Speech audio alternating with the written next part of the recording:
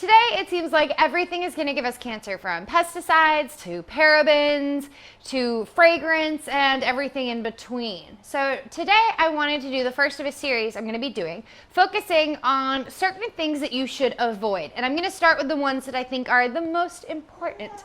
So today, we're talking about BPAs. Now, the reason you should avoid BPAs is because it mimics hormones in your body and it disrupts your endocrine system. Now, your endocrine system is responsible for a lot of things going on in your body, especially when you're pregnant.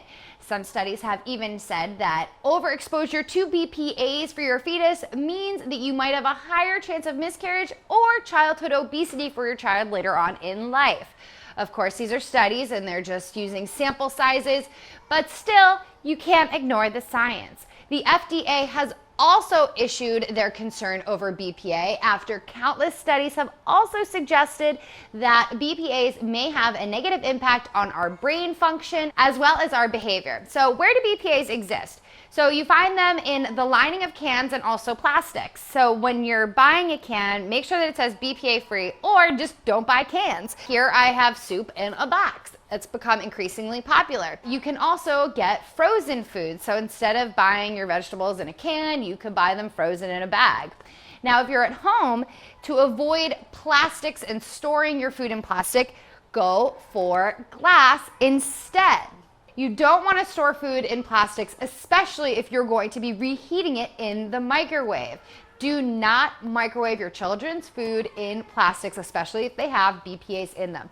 BPAs leach into the food and into water, which then in turn goes into our bodies and our body absorbs it there. Instead of using plastic bottles for your baby, you can also go ahead and use glass as well. Now I have this nice little plastic around, so if the baby drops it, it doesn't break. However, they do have BPA-free plastics. And one thing you definitely don't want to do that I see a lot of people still doing, if you go and you buy water bottles, plastic water bottles, those big cases, don't leave them in your car. When plastics are exposed to high heat, that increases the chances of the BPAs leaching into the water.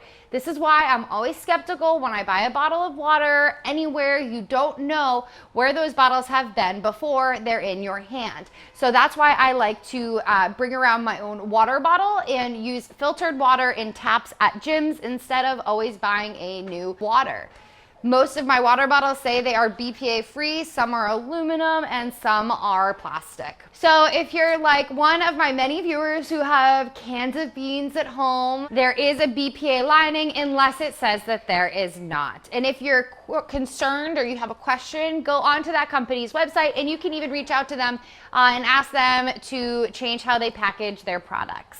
So hopefully you guys know a little bit more about BPAs. If you have something to add, leave it down below in the more info. The more you know, the better. And if you like this series, also let me know in the comments. New videos every Tuesday and Thursday. I'm Sarah, and I'll see you soon.